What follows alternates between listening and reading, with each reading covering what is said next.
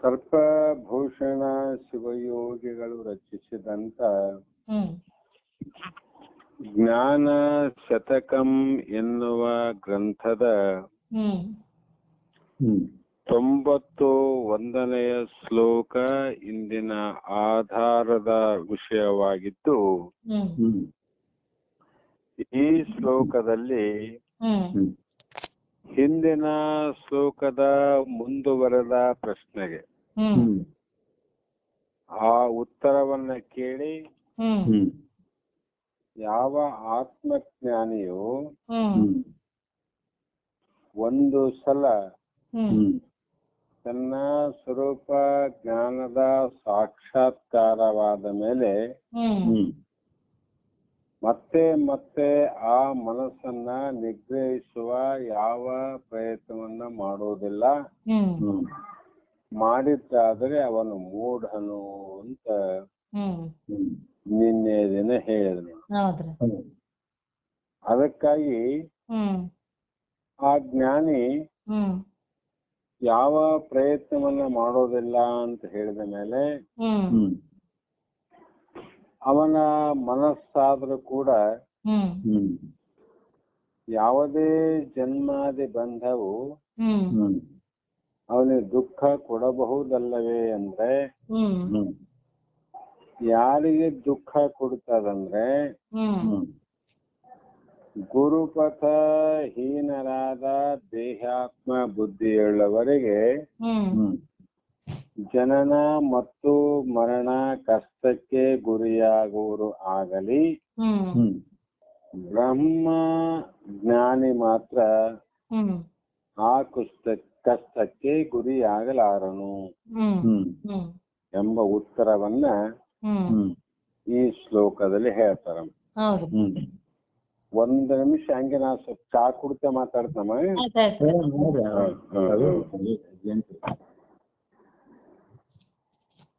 ಕಾರಣ ಏನಂದ್ರೆ ಶ್ಲೋಕದಲ್ಲಿ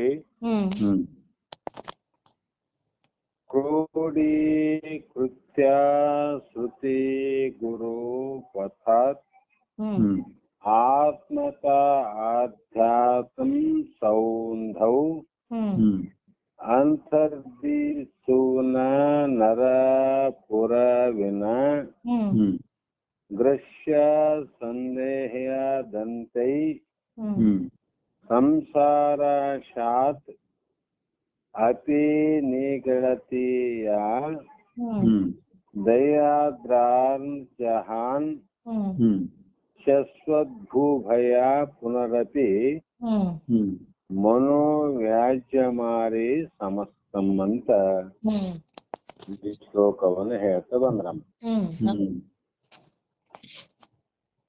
ಅಂದ್ರೆ ಇದರ ಅರ್ಥ ದಯಾರ್ದಾನ್ ಜಹಾನ ಅಂದ್ರೆ ಕರುಣಾರ್ಧಗಳನ್ನು ಬಿಟ್ಟು, ಅಂದ್ರೆ ದಯಾ ಅಂದ್ರೆ ಕಾರುಣ್ಯ ಭಾವ ಅಂತ, ಕಾರುಣ್ಯ ಭಾವ ಅಂದ್ರೆ ಕರುಣಾ ಭಾವ. ಆ ಕರುಣಾ ಭಾವವನ್ನು ಬಿಟ್ಟು ಯಾವ ಮನೋ ನಿಮಿತ್ತಕ ಮೃತ್ಯು ಆತ್ಮನ ತಾಜಾತ್ಮ ಅಧ್ಯಾಸ್ವರೂಪ ಸಂಧಿನಲ್ಲಿ ಅಂದ್ರೆ ಎರಡರ ಮಧ್ಯದಲ್ಲಿ ಶ್ರುತಿ ಗುರುಪಥ ಹೀನರಾದ ನರಗುರಿಗಳನ್ನು ಕೂಡಿಸಿಕೊಂಡು ಸಂಶಯ ರೂಪ ಹಲ್ಲುಗಳಿಂದ ಕಚ್ಚಿ ಜನನ ಮರಣಾತ್ಮಕ ಸಂಸಾರ ಮುಖದಿಂದ ಪದೇ ಪದೇ ನುಂಗುತ್ತದೆ. ಅಂದ್ರೆ ಪದೇ ಪದ ಅಂದ್ರೆ ಮೇಲಿಂದ ಮೇಲೆ ಮತ್ತೆ ಮತ್ತೆ ಪುನಃ ಪುನಃ ನಮ್ಮನ್ನ ನುಂಗುವುದು ಅಂತ ಹೇಳಿದ್ರ. ಇದನ್ನೇ ವಿಶೇಷವಾದ ಅರ್ಥದಲ್ಲಿ ಮಹಾತ್ಮ ಹೇಳುವಂತ ರೀತಿ ಉಪನಿಷದ್ ವಾಕ್ಯಗಳನ್ನು ಕೇಳದೆ. ಏನು ಕೇಳದಮಂದ್ರೆ ಉಪನಿಷತ್ ವಾಕ್ಯಗಳನ್ನು ಕೇಳದೆ. ಲೋಕದ ಜನರು ನಾವು ಏನೇನು ಕೇಳಿಲ್ಲೇನ್ರಿ ಅಂದ್ರೆ ಬಹಳ ಜನ ಹೇಳ್ತೀವಿ ನಾವೆಲ್ಲಾ ಕೇಳಿವಿ ಬಿಡ್ರಿ ಅಂತೀವಿ. ಸಹಜವಾಗಿ ಎಲ್ಲಾ ಕೇಳಿವಿ ಬಿಡ್ರಿ. ನಾವೇನ್ ಕೇಳಿವಿ ಅಂದ್ರೆ ಯಾವುದನ್ನ ಮಾನವನಾಗಿ ಹುಟ್ಟಿ ಈ ಮನುಷ್ಯ ಜನ್ಮವನ್ನ ಉದ್ಧಾರ ಮಾಡಿಕೊಂಡು ತಾನು ಸದ್ಗತಿಯನ್ನ ಒನ್ನಬೇಕು ಅನ್ನುವಂತ ಜೀವಿ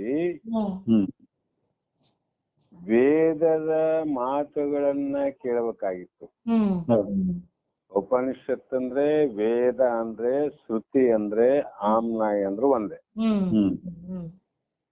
ಯಾವನು ಇದೊಂದನ್ನು ಬಿಟ್ಟು ಎಲ್ಲವನ್ನ ಕೇಳಿವಿ ನಾವು, ಆದ್ರೆ ಇದನ್ನ ಮಾತ್ರ ಇಲ್ಲಿಯವರೆಗೆ ಕೇಳಿದ್ದಿಲ್ಲ. ಇಂಥ ಕೇಳದೆ ಇರುವಂತ ಎಷ್ಟೋ ಜೀವರಾಶಿಗಳು ಜಗತ್ತಿನಲ್ಲಿ. ಮತ್ತೆ ಸದ್ಗುರು ರೂಪದಿ ಇಷ್ಟ ಮಾರ್ಗವನ್ನ ಅನುಸರಿಸದೆ. ಯಾರ ಮಾರ್ಗವನ್ನ ನಾವು ಅನುಕರಣೆ ಮಾಡಬೇಕು ಅಂದ್ರೆ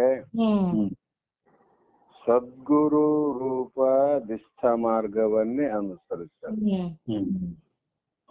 ಸದ್ಗುರುಗಳಿಗೆ ಏನು ಇಷ್ಟ ಆಗ್ತದ, ಸದ್ಗುರುಗಳಿಗೆ ಏನು ಮಾಡಬೇಕು ಅನಿಸ್ತದ, ಸದ್ಗುರುಗಳು ನೀ ಏನು ಮಾಡಬೇಕು ಅಂತ ಹೇಳ್ತಾರ, ಅವರ ಇಷ್ಟಕ್ಕೆ ತದ್ವಿರುದ್ಧವಾಗಿ ನಡೆಯದೆ ಅವರು ಹೇಳುವಂತ ಮಾತನ್ನ ಅನುಸರಿಸದೆ ಇರುವಂತವ್ರು ಯಾರ್ರಿ ಅಂದ್ರೆ ಅಜ್ಞ ಜನರು ಅಂದ್ರು. ಅಜ್ಞಾನಿಗಳು ಅಂತ ಆಗ್ತ. ಅಜ್ಞ ಜನರು ಅಂದ್ರೆ ಅಜ್ಞಾನಿಗಳು. ಇಂಥ ಅಜ್ಞಾನಿಗಳು ಏನು ಆಗ್ತಾರಂದ್ರೆ ಪದೇ ಪದೇ ಒಂದು ಜನ್ಮಲ್ಲ, 2 ಜನ್ಮಲ್ಲ, 3 ಜನ್ಮಲ್ಲ, ಸಹಸ್ರಾರು ಜನ್ಮಗಳನ್ನ ಇವರು ಯಾರಿಗೆ ತುತ್ತಾದ್ರು ಅಂದ್ರೆ ಮೃತ್ಯುವಿಗೆ ತುತ್ತಾಗುವುದು. ಮೃತ್ಯು ದೇವತೆ ಅಂತ ಯಾವ ಯಮ ಧರ್ಮನ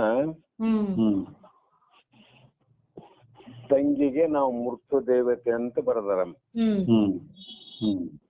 ಯಮಧರ್ಮನ ತಂಗಿನೇ ಮೃತ್ಯು ದೇವತೆ. ಯಮ ಭಟರು ಅಂತಕ್ಕಂಥವರೇ ಯಮಧರ್ಮನ ಆಳುಗಳು ಅಂತ. ಈ ಮೃತ್ಯು ದೇವತೆ ಕೆಲಸ ಏನಂದ್ರೆ ಯಾವುದು ಜಗತ್ತಿನಲ್ಲಿ ಹುಟ್ಟ್ಯದಂದ್ರೆ ಅದು ನಾನಾ ಪ್ರಯತ್ನವನ್ನ ಮಾಡಿ ಕೊನೆಗೆ ಅದನ್ನ ಮುಟ್ಟೇ ತಿರ್ತದ. ಯಾವುದನ್ನ ಮುಟ್ಟುತ್ತದಮಂದ್ರೆ ಯಾವುದು ಜಗತ್ತಿನಲ್ಲಿ ಹುಟ್ಟ್ಯದಂದ್ರೆ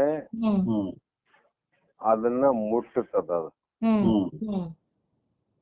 ಹುಟ್ಟಿದ ವಸ್ತುವನ್ನ ಮೃತ್ಯು ಮುಟ್ಟದೆ ಇರುವಂತದ್ದು ಜಗತ್ತಿನಲ್ಲಿ ಯಾವುದೂ ಇಲ್ಲ. ಜಗತ್ತಿನಲ್ಲಿ ಎಷ್ಟೋ ಜನ ಹುಟ್ಟಿವಲ್ಲಮ್ಮ, ಹುಟ್ಟಿದ ಎಲ್ಲಾ ಜೀವಿಗಳನ್ನ ಮುಟ್ಟಲಾರದ್ದೇ ಇಲ್ಲ ಆ ಮೃತ್ಯುವನಂತ. ಎಲ್ಲರನ್ನ ಮುಟ್ಟಿದ ಅದು. ಕಾರಣ ಮಹಾತ್ಮರೇ ಇರಲಿ, ಜ್ಞಾನಿಗಳಿರ್ಲಿ, ಸಂತರೇ ಇರಲಿ, ಶರಣರೇ ಇರಲಿ, ಅಜ್ಞಾನಿಯೇ ಇರಲಿ, ಅಧರ್ಮಿಯೇ ಇರಲಿ, ಕಳ್ಳನೇ ಇರಲಿ, ಸುಳ್ಳನೇ ಇರಲಿ, ಇಷ್ಟೇ ಅಲ್ಲ ಮತ್ತೆಷ್ಟು ಅಂದ್ರೆ ಜಗತ್ತಿನಲ್ಲಿ ಹುಟ್ಟಿದಂತ ಒಂದು ಹುಲ್ಲು ಕಡ್ಡಿಯು ಕೂಡ ಆ ಮೃತ್ಯು ಮುಟ್ಟುತ್ತದೆ. ಆ ಮುಟ್ಟಿದ ಕಾರಣಕ್ಕಾಗಿ ಹುಲ್ಲು ನಾಶ ಆಗ್ತದ ನೋಡಮ್ಮ. ಹುಲ್ಲು ನಾಶ ಆಗ್ತದಿಲ್ರಿ, ಇದಲ್ಲೇ ಒಣಗಿ ಹೋಗಿ ನಷ್ಟ ಆಗ್ಬಿಡ್ತದ. ಮತ್ತ ಒಂದು ಹುಲ್ಲು ಕಡ್ಡಿಯನ್ನ ಪ್ರಾರಂಭ ಮಾಡಿಕೊಂಡು ಸಕಲ ಚರ ಅಚರ ಜೀವರಾಶಿಗಳನ್ನ ಮುಟ್ಟುವುದೇ ಇದರ ಕೆಲಸ. ಮೃತ್ಯು ದೇವತೆ ಒಂದು ಸಲ ಮುಟ್ಟಿ ಬಿಟ್ಟಿನಂತ ಬಿಡಂಗಿಲ್ರಿ. ನಾವೇನ್ ಮಾಡ್ತೀವಂದ್ರೆ ಒಂದು ಸಲ ಚಲೋ ಬಟ್ಟೆಯನ್ನ ಹುಟ್ಟಿವಂದ್ರೆ ಆ ಬಟ್ಟೆ ತೊಟ್ಟಿವಂದ್ರೆ ಇನ್ನೊಂದ್ಸಲ ಆ ಬಟ್ಟೆಯನ್ನ ಮುಟ್ಲಿಕ್ಕೆ ಆಗಲ್ಲ. ಒಂದ್ಸಲ ಹುಟ್ಟಿವ್ರಿ ನಾವ್ ಅದನ್ನ ತೊಟ್ಟಿವಿ, ಅದು ಬೇಡ ಅಂತ ಹೊಸದನ್ನ ನಾವು ಮುಟ್ಟುವ ಪ್ರಯತ್ನ ಮಾಡ್ತೀವಿ. ಆದ್ರೆ ಮೃತ್ಯು ಏನಂದ್ರೆ ಯಾವುದನ್ನ ಮುಟ್ಟಿದ್ದನ್ನ ಪದೇ ಪದೇ ಪದೇ ಪದೇ ಮುಟ್ತದ. ಅದು ಹೇಗಂದ್ರೆ ಎಲ್ಲಾ ಜನ್ಮಗಳಲ್ಲಿ ನಮ್ಮನ್ನ ಕೊಲ್ಲಿ ಕೊಲ್ಲಿ ಕೊಲ್ಲಿ ಕೊಲ್ಲಿ ಮತ್ತೆ ಹುಟ್ಟುವಂಗ್ ಮಾಡ್ಯಾರ ನೋಡಮ್ಮ. ಬಹಳ ವರ್ಷದ ಯುಗಗಳ ಹಿಂದೆ ನಾವು ಹುಟ್ಟಿವಂದ್ರು ಕೂಡ ಅವಾಗೂನು ಕೊಲ್ಯದ ಮುಟ್ಟ್ಯದ ಅಂತ ಅರ್ಥ. ಮತ್ತೆ ನಂತರ ಯುಗದಲ್ಲಿ ಜನ್ಮ ಎತ್ತೀವಿ ಅವಾಗೂನು ಮುಟ್ಟ್ಯದ. ಈ ಕಲಿಯುಗದಲ್ಲಿ ಕೂಡ ನಮ್ಮನ್ನು ಮುಟ್ತದಂತ. ಇದು ನಮಗಷ್ಟೇ ಅಲ್ಲಮ್ಮ, ಇದು ಎಲ್ಲಾ ಜೀವಿಗಳು ಹುಟ್ಟ್ಯವನ್ಮೇಲೆ ಎಲ್ಲರನ್ನ ಮುಟ್ಟುವುದೇ ಇದರ ಧರ್ಮ. ಮುಟ್ಟಿದವರನ್ನ ಮುಟ್ಟಬಾರದಂತ ಏನ್ ನೇಮಿಲ್ಲ, ಮುಟ್ಟಿದ್ದನ್ನೇ ಮುಟ್ಟು. ಯಾಕಂದ್ರೆ ಎಲ್ಲಿವರೆಗೂ ಹುಟ್ಟುತ್ತಿದ್ದಿ ಅಲ್ಲಿವರೆಗೂ ನಾನು ಮುಟ್ಟದಂತದ. ಎಲ್ಲಿವರೆಗೂ ಹುಟ್ಟುತ್ತಿದ್ದಿ ಜನನ ಅಂದ್ರೆ ಅಲ್ಲಿವರೆಗೂ ನಾ ಮರಣ ತಯಾರೇ ಇದ್ದೀನಿ ಅಂತ. ಅದಕ್ಕಾಗಿ ಕೃತಾಯುಗ ಇರಬಹುದು, ದ್ವಾಪಾರ ಯುಗ ಇರಬಹುದು, ತ್ರೇತಾಯುಗ ಇರಬಹುದು. ಆ ಯುಗದಲ್ಲಿ ಇರುವಂತ ಜಮದಗ್ನಿ ಮಹಾಋಷಿಗಳನ್ನ ಮೊದಲು ಮಾಡಿಕೊಂಡು, ದ್ವಾಪಾರ ಯುಗದಲ್ಲಿ ಇರುವಂತ ಕೃಷ್ಣನನ್ನ ಮೊದಲು ಮಾಡಿಕೊಂಡು, ರಾಮಾಯಣದಲ್ಲಿ ರಾಮ ಅನ್ನುವಂಥವನನ್ನು ಮುಟ್ಟಿ ಅವನನ್ನ ಮೊದಲು ಮಾಡಿಕೊಂಡು ಕಲಿಯುಗದಲ್ಲಿ ಹುಟ್ಟಿದಂತವರ ಎಲ್ಲರನ್ನ ಇದು ಮೃತ್ಯು ಅನ್ನೋದು ಮುಟ್ಟುವುದು ಅದರ ಕೆಲಸ. ಅದಕ್ಕೆ ಅವರು ದೇಹ ಬಿಟ್ರಲ್ಲಮ್ಮ. ಜಮದಗ್ನಿ ದೇಹ ಬಿಟ್ಟ, ಕೃಷ್ಣ ದೇಹ ಬಿಟ್ಟ, ಶ್ರೀರಾಮ ದೇಹ ಬಿಟ್ಟ ಅಂದಾಗ ಇದು ಎಲ್ಲರನ್ನ ಮುಟ್ಟುವುದೇ ಇದರ ಸ್ವಭಾವ. ಆದರೆ ಇಲ್ಲಿ ಅಜ್ಞಾನ ಜನರೇನಮ್ಮ, ಅವರು ಪದೇ ಪದೇ ಪದೇ ಮೃತ್ಯುವಿಗೆ ತುತ್ತಾಗುವರು, ಅಂದ್ರೆ ಸಾವಿಗೆ ಶರಣಾಗುವರು. ಇದು ಸತ್ಯವಾದ ಮಾತು, ಇದು ನಿಜ. ಆದರೆ ಯಾವ ಮೃತ್ಯುವಿಗೆ ದಯಾರಸ ಇನಿತ ಆದರೂ ಇಲ್ಲ ಅಂದ್ರು, ಆ ಮೃತ್ಯುವಿಗೆ ಮೃತ್ಯು ದೇವಿಗೆ ದಯ ಅಂದ್ರೆ ಕರುಣೆ ಅಂದ್ರೆ ಒಂದು ಎಳ್ಳು ಕಾಳಿನಷ್ಟು ಇಲ್ಲ. ಇನಿತ ಆದರೂ ಅಂದ್ರೆ ಎಳ್ಳು ಕಾಳಿನಷ್ಟು ಇಲ್ಲ. ಇದ್ದಿದ್ದಾದರೆ ಆ ಜಮದಗ್ನಿಯನ್ನ, ಶ್ರೀರಾಮನನ್ನ, ಶ್ರೀಕೃಷ್ಣನನ್ನ ಮುಟ್ಟಬಾರ್ದಾಗಿತ್ತು, ಅವ್ರನ್ನ ಕೊಲ್ಲಬಾರ್ದಾಗಿತ್ತಲ್ಲ, ಅದು ಸಾಯಬಾರ್ದಾಗಿತ್ತಲ್ಲ. ಅವರು ಸತ್ತಾರಂದ್ರೆ ಯಾರ ಮೇಲೆ ಕರುಣೆ ಇಲ್ಲ, ಇದಕ್ಕ ಯಾರ ಮೇಲೆ ದಯ ಅಲ್ಲ, ಯಾರ ಮೇಲೆ ಕೃಪೆ ಮಾಡುವಂತದ್ದು ಅಲ್ಲ ಮೃತ್ಯು. ಅದ್ರ ನೇಮ ಏನಾದಂದ್ರೆ ನೀನು ಏನೇ ಆಗಿರು ಯಾರೇ ಆಗಿರು, ನೀನು ಅವತಾರಿಯಾಗಿದ್ದಿ ಇರಬಹುದು, ನೀನು ಜ್ಞಾನಿಯಾಗಿ ಇರಬಹುದು, ನೀನು ಶರಣನಾಗಿ ಇರಬಹುದು, ಸಂತನಾಗಿ ಇರಬಹುದು. ಆದ್ರೆ ನೀವು ಹುಟ್ಟಿ ಬಂದಿದ್ದಿಲ್ಲ. ಜಮದಗ್ನಿ ಹುಟ್ಟಿ ಬಂದಮ್ಮ, ಅದಕ್ಕೆ ನಾನು ನಿನ್ನ ಮುಟ್ತೀನಂತದು. ಕೃಷ್ಣ ರಾಮ ನೀವು ಹುಟ್ಟಿರಿಲ್ಲ, ಅದಕ್ಕೆ ನಾನು ಮುಟ್ಟುದು ನೇಮ ಅದ. ಅಂದರೆ ಜಗತ್ತಿನಲ್ಲಿ ನೇಮದಿಂದ ವಿಧಿವತ್ತಾಗಿ ತನ್ನ ಕಾಯಕವನ್ನ ನಿಷ್ಪಕ್ಷಪಾತದಿಂದ ಮಾಡತಕ್ಕಂಥವ್ರು ಯಾರು ಅಂದ್ರೆ ಅದು ಮೃತ್ಯು ದೇವತೆ ನೋಡ್ರಿ. ನಿಷ್ಪಕ್ಷಪಾತ ನೋಡ್ರಿ. ಇವ್ರು ಶರಣರು ಅಂತ ಹೇಳಿಲ್ಲ, ರಾಮನೆಲ್ಲ ಕೃಷ್ಣನೆಲ್ಲ, ಇವ್ರು ಅಜ್ಞಾನಿ ಅಂತಲ್ಲ, ಎಲ್ಲರನ್ನ ಸಮಾನವಾಗಿ ಮುಟ್ಟುತ್ತದ ಅಂತಂದ್ರೆ ಎಲ್ಲರೂ ಹುಟ್ಟಿವಂತನೇ ಅರ್ಥ. ಕೃಷ್ಣ ಆಗಿರಬಹುದು ಜ್ಞಾನಿ, ರಾಮ ಜೀವನ್ ಮುಕ್ತನಿರಬಹುದು, ಆ ಪ್ರಶ್ನೆ ಬೇರೆ.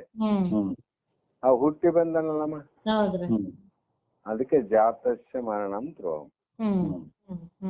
ಯಾವುದು ಹುಟ್ಟದಂದ್ರೆ ಅದು ಅದಕ್ಕೆ ತುತ್ತಾಗಲೇಬೇಕು. ಇದು ಜಗತ್ತಿನ ನೇಮ ಅಂತಿದು.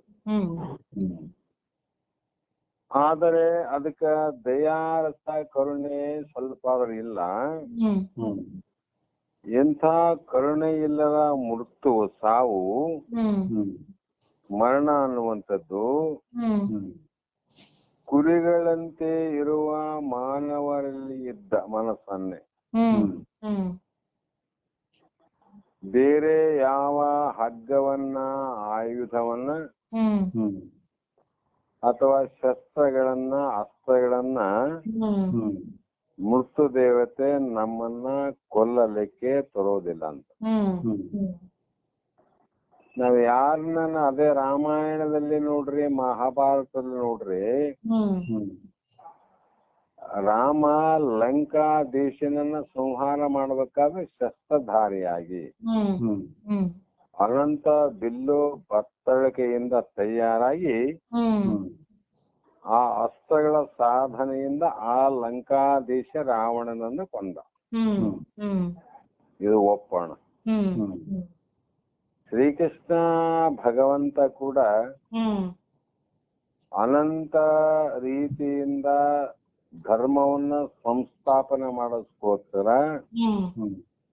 ಅಧರ್ಮಗಳನ್ನ ನಾಶ ಮಾಡಕ ಅನಂತ ರೀತಿಯ ಬತ್ತಳಿಕೆ ಉಪಾಯಗಳನ್ನ ಮಾಡಿ ಸುದರ್ಶನ ಚಕ್ರವನ್ನ ಸಾಧನೆ ಮಾಡಿಕೊಂಡ. ಕೃಷ್ಣ ತನ್ನ ಕೈಯಲ್ಲಿರುವಂತ ಸುದರ್ಶನ ಚಕ್ರ, ಆ ಚಕ್ರದಿಂದ ಎಲ್ಲವನ್ನ ನಾಶ ಮಾಡಿದಳು. ಆದ್ರೆ ಮೃತ್ಯು ದೇವತೆಗೆ ಹೊರಗಿನ ಯಾವ ಸಾಧನೆಗಳು ಬೇಕಿಲ್ಲ. ಕೃಷ್ಣನಂತೆ ಸುದರ್ಶನ ಚಕ್ರದ ಅವಶ್ಯಕತೆ ಇಲ್ಲ, ರಾಮನಂತೆ ಇರುವ ಬಿಲ್ಲು ಬಾಣ ಅಸ್ತ್ರಗಳ ಅವಶ್ಯಕತೆ ಇಲ್ಲ. ಅದು ಹೆಂಗ ನಾಶ ಮಾಡ್ತದ ಅಂದ್ರೆ, ಕುರಿಗಳಂತೆ ಇರುವ ಮಾನವರಲ್ಲಿದ್ದ ಮನಸ್ಸನ್ನೇ. ಕುರಿಗಳು ಅಂದ್ರೆ ಅಜ್ಞಾನಿಗಳಂತ. ಅಜ್ಞಾನಿ ಜೀವಿಗಳಿರುವಂತ ಮನಸ್ಸನ್ನೇ ನಿಮಿತ್ತ ಮಾಡಿಕೊಂಡು, ನಮ್ಮ ಮನಸ್ಸನ್ನೇ ಸಾಧನ ಮಾಡಿಕೊಂಡು ಆತ್ಮನ ತಾದಾತ್ಮ ಅಧ್ಯಾಸ ರೂಪ ಬಿಕ್ಕಟ್ಟಾದ ಇಕ್ಕಟ್ಟಿನಲ್ಲಿ ಸಿಲುಕಿ ಅಜ್ಞಾನಿಗಳು ಏನ್ ತಿಳ್ಕೊಂಡ್ರಮಂದ್ರೆ, ತಾದಾತ್ಮ ಅಧ್ಯಾಸ. ತಾದಾತ್ಮ ಅಂದ್ರೆ ಮೊದಲೇ ಹೇಳಿವಿ, ಕಬ್ಬಿಣದ ಗುಂಡು ಕಾದಂತ ಸಂದರ್ಭದಲ್ಲಿ ಆ ಅಗ್ನಿಯ ಧರ್ಮ ಕಬ್ಬಿಣದಲ್ಲಿ ಆರೋಪ ಆಗ್ತದಮ್ಮ. ಕಬ್ಬಿಣದ ಶಕ್ತಿ ಅಗ್ನಿಯಲ್ಲಿ ಆರೋಪ ಆಗ್ತದೆ. ಅವು ಎರಡೂ ಬೇರೆ ಬೇರೆ ನಿಜವಾಗಿ. ಅಗ್ನಿನೇ ಬೇರೆ, ಈ ಕಬ್ಬಿಣನೇ ಬೇರೆ. ಕಬ್ಬಿಣ ಭಾರವಾಗ್ಯದ, ವಜ್ರ ತೂಕ ಅದ, ಆದ್ರೆ ಅದಕ್ಕೆ ಸುಡುವ ಶಕ್ತಿ ಇಲ್ಲ. ಬೆಂಕಿಗೆ ಸುಡುವ ಶಕ್ತಿ ಇದೆ, ಆದರೆ ತಗ್ಗು ಮಾಡುವಂತ ಶಕ್ತಿ ಅದಕ್ಕಿಲ್ಲ. ಎರಡೂ ಕೂಡಿದಾಗ ಏನಾಗ್ತದ ಅಂದ್ರೆ ಒಂದು ಕಾರ್ಯದಲ್ಲಿ ಎರಡು ತಾದಾತ್ಮ ಅಂದ್ರೆ ಇದು ಕಬ್ಬಿಣ ಯಾವುದು ಅಗ್ನಿ ಯಾವುದು ಗೊತ್ತೇ ಆಗೋದಿಲ್ಲ. ಯಾರಿಗೆ ಅಂದ್ರೆ ಅಜ್ಞಾನಿ ಜನರಿಗೆ ಅಂತ. ತಾದಾತ್ಮ ನೋಡ್ರಿ, ಅಗ್ನಿಯ ಧರ್ಮ ಕಬ್ಬಿಣದಲ್ಲಿ ಆರೋಪ ಆಯ್ತು, ಕಬ್ಬಿಣದ ಧರ್ಮ ಅಗ್ನಿಯಲ್ಲಿ ಆರೋಪ ಆಯ್ತು. ಎರಡು ಒಂದೇ ಅಂದಾಗ ಅದು ಸುಡುತ್ತದ, ಮತ್ತೆ ಮೇಲಿನಿಂದ ಒಗೆದಾಗ ತಗ್ಗನ್ನು ಮಾಡ್ತದ. ಆದ್ರೆ ಅಗ್ನಿಗೆ ತಗ್ಗು ಮಾಡೋ ಧರ್ಮ ಇಲ್ಲ, ಸುಡೋ ಧರ್ಮ ಅದು. ಈ ಕಬ್ಬಿಣಕ್ಕೇನಾದ ತಗ್ಗು ಮಾಡುವ ಧರ್ಮ ಅದ, ಸುಡೋ ಧರ್ಮ ಇಲ್ಲ. ಆದ್ರೆ ಕಾಸಿದಂತ ಕಬ್ಬಿಣ ಗುಂಡು ಹೋಗದಾಗ ಎರಡೂ ಕೆಲಸ ಮಾಡ್ತದ. ನಾವು ತಗ್ಗುನಾದ ಸುತ್ತಮುತ್ತ ಇದ್ದಂತ ಪದಾರ್ಥವನ್ನು ಸುಡುತ್ತದ. ಅದೇ ರೀತಿ ಇಲ್ಲಿ ತಾದಾತ್ಮ ಅಧ್ಯಾಸ ರೂಪ ಬಿಕ್ಕಟ್ಟು ಅಂದ್ರು. ಆತ್ಮನ ಗುಣ ದೇಹದಲ್ಲಿ ಆರೋಪ ಆಗ್ಯದ, ದೇಹದ ಧರ್ಮ ಅಂತೂ ಆತ್ಮನಲ್ಲಿ ಕೂಡ್ಯದ ನೋಡಮ್ಮ. ಸಹಜವಾಗಿ ಎರಡು ಬೇರೆ ಬೇರೆ ಇದ್ರು ಕೂಡ ಕೂಡ್ತಾವಂತ ಒಂದ್ಸಲ. ಇಲ್ಲೇ ಆರೋಪ ಆಗ್ಯದ. ಕಾರಣ ದೇಹದ್ದು ಇದು ಧರ್ಮ ಏನಾದ್ರೆ ಇದು ನಾಶ ಆಗ್ತದ. ಆತ್ಮಂದೇನದ ಅದು ನಾಶ ರಹಿತವಾಗ್ಯದ. ಆದ್ರೆ ಆರೋಪ ಏನಾಗ್ಯದ ಅಂದ್ರೆ ದೇಹ ನಾಶ ಆದ್ರೆ ಆತ್ಮನೇ ನಾಶಾತನ ಅಂತ ತಿಳ್ಕೊಂಬಿಟ್ಟ ಜೀವ. ದೇಹಕ್ಕೆ ಸಾವು ಅಂದ್ರೆ ನಾನು ಸತ್ತೆ ಅಂತ ಅಧ್ಯಾಸವನ್ನ ಮಾಡಿಕೊಂಡು ಭ್ರಮೆಯಲ್ಲಿರುವಂತ ಅಜ್ಞಾನದ ನರಕುರಿಗಳೇನಾರ ಅಂಥವರ ಮನಸ್ಸನ್ನೇ ನಿಮಿತ್ತ ಮಾಡಿಕೊಂಡು ಅಧ್ಯಾಸ ರೂಪ ಬಿಕ್ಕಟ್ಟಾದ ಇಕ್ಕಟ್ಟಿನಲ್ಲಿ ಸಿಲುಕಿ, ಅಂದರೆ ಆತ್ಮನು ನಾನು ಇದ್ದೇನೆ ಎಂಬ ಸರಿಯಾದ ತಿಳುವಳಿಕೆಯನ್ನು ಹೋಗಲಾಡಿಸಿ, ಆತ್ಮನು ನಾನಿದ್ದೇನೆಂಬ ಸರಿಯಾದ ತಿಳುವಳಿಕೆಯನ್ನು ಹೋಗಲಾಡಿಸಿ ನೋಡ್ರಿ. ಇದೇನ್ ಮಾಡಿತು ಅಂದ್ರೆ ಅದನ್ನ ಹೋಗದಂದ್ರೆ ಆತ್ಮ ನಾನಲ್ಲ ಅನ್ನುವಂತ ಬುದ್ಧಿಯನ್ನು ತಂತು ನೋಡ್ರಿ. ಅಜ್ಞಾನ ಜನಿಗೆ ಆತ್ಮ ನೀನದ್ ಹೆಂಗಾತನ್ರಿ ಆತ್ಮ ಅಂತ ನಾವು, ದೇಹವೇ ಆತ್ಮ ಅವರಿಗೆ. ಈ ರೀತಿ ಬಿಕ್ಕಟ್ಟಿನಲ್ಲಿ ಸಿಲುಕಿ ಅವರಿಗೆ ಜ್ಞಾನ ಆಗಲಾರದಂತೆ ಮಾಡಿ, ಶರೀರ ಅಂದ್ರೆ ದೇಹ ಕರ್ಣಾದಿಗಳೇ ಅಂದ್ರೆ ಜ್ಞಾನೇಂದ್ರಿಯ ಕರ್ಮೇಂದ್ರಿಯ ಅಂತಃಕರಣಗಳಾದ ಮನಬುದ್ಧಿ ಚಿತ್ತ ಅಹಂಕಾರವನ್ನ ನಾನೆಂಬುವ ತಪ್ಪು ತಿಳುವಳಿಕೆಯನ್ನು ಉಂಟು ಮಾಡಿ, ಇದು ಸರಿಯಾದ ತಿಳುವಳಿಕೆಯನ್ನು ಮಾಡಿ ಕೊಡ್ಲಿಲ್ಲ ನಮ್ಮದು. ಅಜ್ಞಾನ ಕೆಲಸ ಏನಂದ್ರೆ ತಪ್ಪು ತಿಳುವಳಿಕೆಯನ್ನು ಉಂಟು ಮಾಡುವುದು. ಅದು ಹೇಗಂದ್ರೆ ನಾವು ಬಹಳ ಸಲ ಪ್ರಮಾಣ ಪೂರ್ವಕವಾಗಿ ವಿಚಾರ ಮಾಡಿದಾಗ ಕೈಯಲ್ಲಿ ಹಿಡಿದದ್ದು ಮಣ್ಣಿನ ಗಡಿಗೆ, ಆದ್ರೆ ನಾವು ಕೊಡ ಹಿಡಿದೀವಿ ಅಂತ ಹೇಳ್ತೀವಿ, ಮಣ್ಣು ಅನ್ನಂಗಿಲ್ಲ. ಜೋಬಿಯಲ್ಲಾಗಲಿ ಬ್ಯಾಗಲ್ಲಾಗಲಿ ಬ್ಯಾಂಕಲ್ಲಾಗಲಿ ಕೈಯಲ್ಲಾಗಲಿ ಒಂದು ನೋಟ್ ಆದಮ್ಮ, 100 ರೂಪಾಯಿ, 500, 2000 ನೋಟ್. ನಾವು ಕೈಯಲ್ಲಿ ಹಿಡಿದದ್ದು ಕಾಗದ, ಅದೊಂದು ಪೇಪರ್ ಅಲ್ಲಮ್ಮ ಅದು. ಹೌದು. ಆದ್ರೆ ಇಲ್ಲಿ ನಾವು ಹೇಳೋದೇನಂದ್ರೆ ರೂಪಾಯಿ. ಅದು ಏನು ಮಾಡ್ತದಂದ್ರೆ ಸತ್ಯವನ್ನ ತಿಳಿಗೊಡ್ಲಾರ್ದಂಗ್ ಮಾಡ್ತದಂತ. ಸತ್ಯವನ್ನ ತಿಳಿಯಲಾರ್ದಂಗ ಮಾಡುವುದೇ ಆ ಅಜ್ಞಾನಿಗಳ ವೃತ್ತಿ ಅಂತ. ಅದಕ್ಕೆ ಅವರು ನರಗುರಿಗಳು ಅಂದ್ರು, ಮನುಷ್ಯ ರೂಪದ ಕುರಿಗಳು. ಹೀಗೆ ಮಾಡಿ ಆ ತಪ್ಪು ತಿಳುವಳಿಕೆಯ ಇಕ್ಕಟ್ಟಿನಲ್ಲಿ ಸಿಕ್ಕಿಕೊಂಡು ಪ್ರಮಾಣಗತ ಪ್ರಮೇಯಗತ ಸಂದೇಹಗಳೆಂಬ ಪಲ್ಗಳೆಂಬ ಕಚ್ಚಿ ಜಿಗಿದಾಡಿಯದು. ಅವನು ಪ್ರಮಾಣಗತ ಪ್ರಮೇಯಗತ ಸಂದೇಹ ಅಂದ್ರು. ಪ್ರಮಾಣ ಪ್ರಮೇ ಪ್ರಮಾತೃ ಅಂತ ಹಿಂದೆ ಬಂದು ಹೋಗ್ಯವಮ್ಮ. ಆ ಸಂದೇಹಗಳೆಂಬ ಪಲ್ಗಳೆಂಬಂದ್ರೆ ಹಲ್ಲುಗಳಿಂದ ಅದನ್ನ ಕಚ್ಚಿ ಅಂದ್ರೆ ಕಡಿದು ಮತ್ತೆ ಅನಂತ ರೀತಿ ಖುಷಿಯಿಂದ ಜಿಗಿದಾಡಿ ಪುನರಪಿ ಜನನಂ ಪುನರಪಿ ಮರಣಂ ಎಂಬಂತೆ ಆಚಾರ್ಯ ಶಂಕರರ ಮೋಹ ಮುದ್ಗರ ಎನ್ನುವಂತ ಗ್ರಂಥದಲ್ಲಿ ಮೊದಲೇ ಹೇಳ್ಯಾರ ಅವರು, ಪುನರಪಿ ಜನನಂ ಪುನರಪಿ ಮರಣಂ. ಕಾರಣ ಬಾಲಸಾವಸ್ಥೆ ಕ್ರೀಡಾಸಕ್ತ. ಬಾಲ್ಯದ ಅವಸ್ಥೆಯಲ್ಲಿ ಬರೇ ಆಟ ಪಾಠಗಳನ್ನ ಮಾಡುವುದೇ ನನ್ನ ಧರ್ಮ ಅಂತ ಹೇಳ್ತಂತ.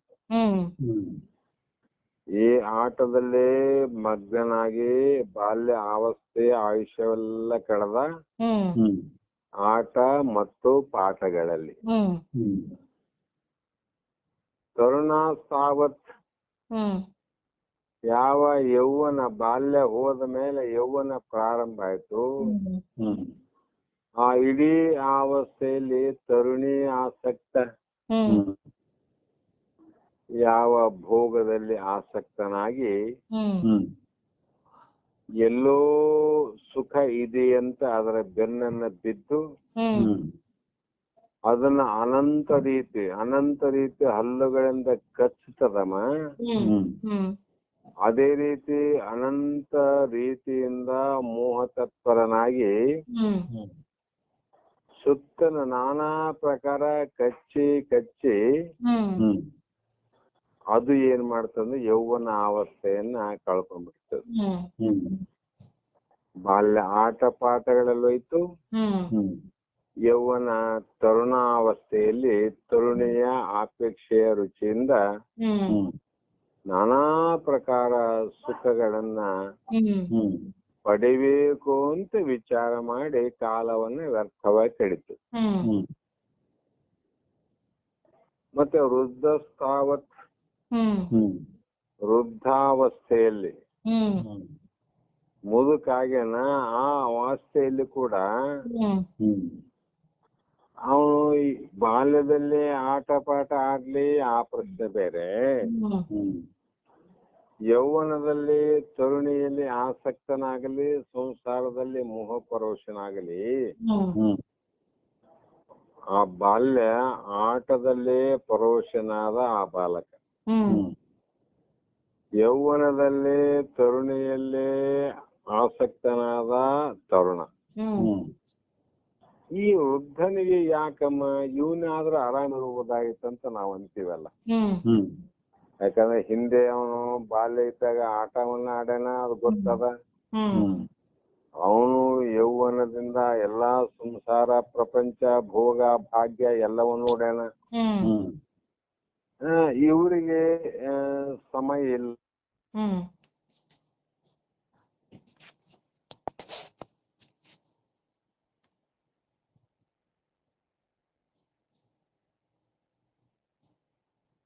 ಹಲೋ